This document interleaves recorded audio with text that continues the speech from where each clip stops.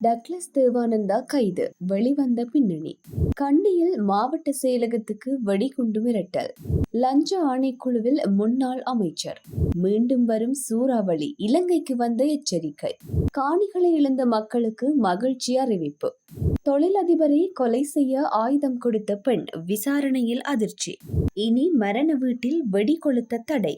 முன்னாள் அமைச்சர் டக்ளஸ் தேவானந்தா குற்றப்புலனாய்வு அதிகாரிகளால் கைது செய்யப்பட்டுள்ளார். அவரது தனிப்பட்ட துப்பாக்கியை பாதாள உலக குழுவினரிடம் வழங்கியதாக கூறப்படும் குற்றச்சாட்டில் இடம்பெற்ற விசாரணையில் அவர் இவ்வாறு கைது செய்யப்பட்டுள்ளார். திட்டமிட்ட குற்றச் செயல்களில் ஈடுபடும் குழு ஒன்றிடம் குறித்த ஆயுதம் கையளிக்கப்பட்டதாக கிடைத்த தகவல்களின் அடிப்படையில் அவர் கைது செய்யப்பட்டுள்ளார். 2001ஆம் ஆண்டு டக்ளஸ் தேவானந்தாவுக்கு இலங்கை இராணுவத்தால் அவரது தனிப்பட்ட பயன்பாட்டிற்காக துப்பாக்கி வழங்கப்பட்டது. பின்னர் 2019ஆம் ஆண்டு திட்டமிடப்பட்ட குற்றவாளியான மாகந்துரே மதுஷ் என்பவரின் விசாரணையை தொடர்ந்து மீட்கப்பட்ட சம்பவம் தொடர்பான விசாரணையில் அவர் கைது செய்யப்பட்டதாக தெரிவிக்கப்பட்டுள்ளது. ஆயுதத்தின் தொடரெண்ணை சரிபார்த்த போது சம்பந்தப்பட்ட துப்பாக்கி இவருக்கு வழங்கப்பட்டது என்பது தெரியவந்தது. இந்நிலையில் விசாரணையின் போது அவர் அது எவ்வாறு காணாமல் போனது என்பதை வெளியிட தவறிவிட்டதாகவும் அதன்படி அவர் சிஐடியால் கைது செய்யப்பட்டதாகவும் தெரிவிக்கப்படுகின்றது. கண்டி மாவட்ட செயலகத்திற்கு வெடிகுண்டு அச்சுறுத்தல் விடுக்கப்பட்ட சம்பவம் குறித்து போலீசார் விசேட அறிக்கை ஒன்றை வெளியிட்டுள்ளனர். கண்டி மாவட்ட செயலகத்தில் 5 இடங்களில் வெடிகுண்டுகள் மறைத்து வைக்கப்பட்டுள்ளதாக கண்டி மாவட்ட செயலாளரின் உத்தியோகபூர்வ மின்னஞ்சல் முகவரிக்கு மின்னஞ்சல் ஒன்று வந்துள்ளது. இதனைத் தொடர்ந்து கண்டி போலீஸ் பிரிவிற்கு பொறுப்பான சிரேஷ்ட போலீஸ் அதிகாரிக்கு அறிவிக்கப்பட்ட நிலையில் கண்டி போலீஸ் நிலைய அதிகாரிகள் குழு விரைவாக செயற்பட்டு சோதனை நடவடிக்கையை ஆரம்பித்தனர். சோதனைக்காக போலீஸ் மோப்பநாய் பிரிவு, போலீஸ் சிறப்பு அதிரடிப்படை, வெடிகுண்டு செயலிழப்பு பிரிவு மற்றும் ராணுவ வெடிகுண்டு செயலிழப்பு பிரிவு ஆகியவை வரவழைக்கப்பட்டு சோதனை நடவடிக்கை மேற்கொள்ளப்பட்டுள்ளது. இன்று காலை முதல் முன்னெடுக்கப்பட்ட சோதனை நடவடிக்கையின் போது எந்த வெடிபொருட்களும் கண்டுபிடிக்கப்படவில்லை என்று போலீசார் கூறியதுடன் சம்பவம் தொடர்பான தேடல் நடவடிக்கைகள் இன்னும் தொடர்ந்து நடைபெற்று வருவதாகவும் அறிக்கையில் மேலும் குறிப்பிட்டுள்ளனர். டிட்வா சூறாவளி போன்று எதிர்காலங்களிலும் பாரிய சூறாவளி ஏற்படலாம் என்று ஆஸ்திரேலியாவின் மேற்கு பல்கலைக்கழகத்தின் பேராசிரியர் சரித்த பட்டியாராச்சி அறிவித்துள்ளார். பேராசிரியர் சரித்த பட்டியாராச்சி இலங்கையில் சுனாமி ஏற்படுவதை முன்கூட்டியே அறிந்து கொள்வதற்கான திட்டத்தை உருவாக்கியவர். கடல்சார் ஆராய்ச்சிக்கான அறிவியலில் பட்டம் பெற்றுக்கொண்ட முதல் இலங்கை பேராசிரியரும் இவர்தான். வங்காள விரிகுடாவில் நவம்பர் மாதங்களில் தாளமுகம் ஏற்படுவது வழமை. அது சில நேரம் சூறாவளியாக மாற்றமடையும். இம்முறையும் வங்காள விரிகுடாவில் நவம்பர் மாதத்தில் 2 தாளமுகங்கள் ஏற்பட்டன. ஒன்று காலியிலும் மற்றையது ஹம்பாந்தோட்டையிலும் உருவானது. இந்த இரண்டும் இணைந்ததாலே சூறாவளி ஏற்பட்டது. அதன் பின்னர் அந்த சூறாவளி வடக்கை நோக்கி நகர்ந்தது. இது மெதுவாக நாட்டை கடந்து செல்லும் தன்மையை கொண்டிருந்ததால் மழை வீழ்ச்சி அதிகரித்தது. இந்த காரணங்களாலே பாதிப்பும் அதிகமாகியது. எதிர்காலங்களிலும் பாரிய சூறாவளி ஏற்பட வாய்ப்புகள் உள்ளது. ஆகவே இது தொடர்பில் முன்கூட்டியே பொதுமக்களுக்கு அறிவிக்கக்கூடிய கட்டமைப்பை உருவாக்குவதே சிறந்த தீர்வாகும் என அவர் குறிப்பிட்டுள்ளார்.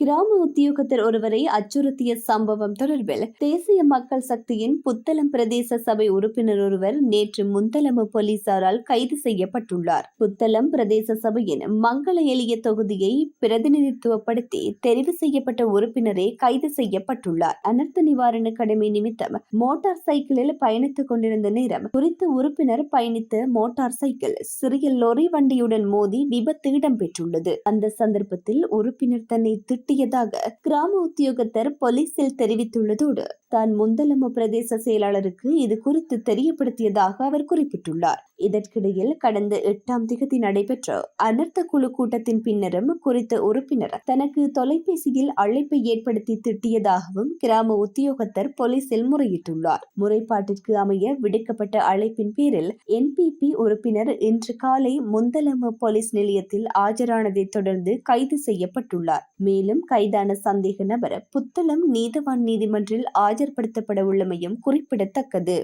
முன்னாள் அமைச்சர் ரோஷான் ரணசிங்க லஞ்ச ஊழல் விசாரணை ஆணைக்குழுவிற்கு அழைக்கப்பட்டுள்ளார். முன்னாள் ராஜாங்க அமைச்சர் சசீந்திர ராஜபக்ச மீதான விசாரணை தொடர்பாக வாக்குமூல பதிவு வழங்கவே ரொசான் ரணசிங்க அழைக்கப்பட்டிருப்பதாக தெரிவிக்கப்பட்டுள்ளது. அரசு சொத்துக்களை குற்றவியல் ரீதியாக துஷ்பிரயோகம் செய்ததாக கூறப்படும் குற்றச்சாட்டு தொடர்பாக சசீந்திர ராஜபக்ச விசாரிக்கப்பட்டு வரும் நிலையில் குறித்த விவகாரம் தொடர்பாக சசீந்திர ராஜபக்ச கைது செய்யப்பட்டு விளக்கமறியலில் வைக்கப்பட்டிருந்தார். பின்னர் கடந்த அக்டோபர் மாதம் பிணையில் செல்ல கொழும்பு நீதவான் நீதிமன்றம் அவருக்கு அனுமதி வழங்கியிருந்தமை குறிப்பிடத்தக்கது.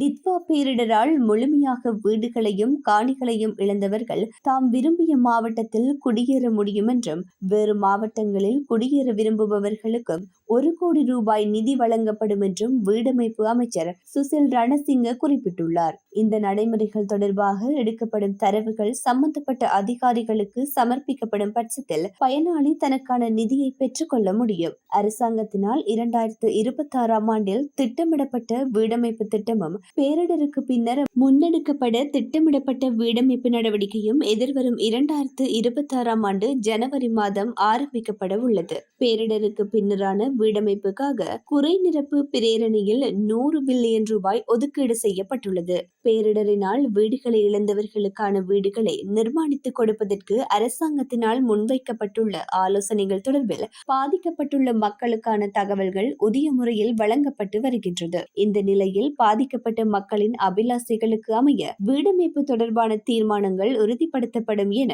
தெரிவித்துள்ளார். வேலனை பிரதேசத்துக்குள் ஜனவரி 1ஆம் தேதி தொடக்கம் மரணச் சடங்குகளின் போது வீதிகளில் பட்டாசு கொளுத்து முற்றாக தடை செய்யப்படுவதாக தீர்மானிக்கப்பட்டுள்ளது. வேலனை பிரதேச சபையின் இந்த ஆண்டுக்கான இறுதி சபை அமர்வு நேற்று தவிசாளர் சிவலிங்கம் அசோக்குமார் தலைமையில் இடம்பெற்ற போது இது குறித்து முன்மொழி ஒன்றை சபையில் சமர்ப்பித்த தவிசாளர் அதை சபையின் விவாதத்திற்கு விடுத்திருந்தார். சபையில் உறுப்பினர்கள் பல்வேறு கருத்துக்களை முன்வைத்த நிலையில் சில உறுப்பினர்கள் ஆலோசனைகளையும் முன்வைத்தனர். குறிப்பாக இறந்தவர்களை அடக்கம் செய்யும் மயானங்கள் பிரதேச சபையின் ஆளுகையின் கீழ் இருப்பதால் இறுதி கிரியைகள் செய்யும் அனுமதி வழங்கும் போது அதற்கான தடை உத்தரவு அல்லது உறுதியை பெற்று அனுமதிப்பதனூடாக கட்டுப்படுத்த முடியும். குறித்த தரப்பினர் மீறும் பட்சத்தில் பாரிய அளவான தண்டப்பணம் அறவீடு செய்வதற்கும் பற்றுச்சீட்டில் இது தொடர்பான தடை மீறும் பட்சத்தில் எவ்வகையான தண்டம் அறவிடப்படும் என்ற விவரம் அச்சிடப்பட்டு வெளியிடப்பட வேண்டும் என்றும் அது தொடர்பில் அறிவுறுத்தல் விளம்பரங்களை மக்களுக்கு வழங்க வேண்டும் என்றும் தெரிவித்தனர். அம்பலாங்குடி பகுதியில் உள்ள ஒரு வர்த்தக நிறுவனத்தின் மேலாளரை கொல்ல ஆயுதங்களை வழங்கியதாக சந்தேகிக்கப்படும் ஒரு பெண் ஹிக்கடுவை பகுதியில் கைது செய்யப்பட்டுள்ளார். காவல்துறை சிறப்பு அதிரடிப்படை நடத்திய கூட்டு விசாரணையில் அவர் கைது செய்யப்பட்டுள்ளார். கரந்தனிய சுத்தா என்ற வெளிநாட்டில் தலைமறைவாக இருக்கும் நபரே இந்த கொலையை செய்துள்ளதாக காவல்துறை விசாரணைகளில் தெரிய வந்துள்ளது. அம்பலாங்குடி நகரைச் சேர்ந்த வர்த்தக நிறுவனத்தின் மேலாளரும் ஐக்கிய மக்கள் சக்தியின் அரசியல்வாதியுமான ஹிரான் கோசல டிசம்பர் 22ஆம் தேதி காலை அவர் பணியாற்றிய நிறுவனத்தின் வளாகத்தில் சுட்டுக் கொல்லப்பட்டார். இந்த நிலையில் குற்றத்திற்கு துப்பாக்கிகளை வழங்கிய பெண் பற்றிய தகவல்களும் தெரிய வந்தது. அதன்படி அந்த பெண் கைது செய்யப்பட்ட பின்னர் நடத்தப்பட்ட மேலதிக விசாரணைகளில் ஹிக்கடுவையைச் சேர்ந்த ஒருவரிடம் இருந்து கொலைக்கு பயன்படுத்தப்பட்டதாக சந்தேகிக்கப்படும் ஒரு கைத்துப்பாக்கி மற்றும் ஒரு ரிவால்வர் கண்டுபிடிக்கப்பட்டன. அந்த பெண் கரந்தனிய சுத்தா என்ற நபருடன் நேரடி தொடர்பு கொண்டிருந்ததாகவும் விசாரணைகளில் தெரிய வந்துள்ளமை குறிப்பிடத்தக்கது.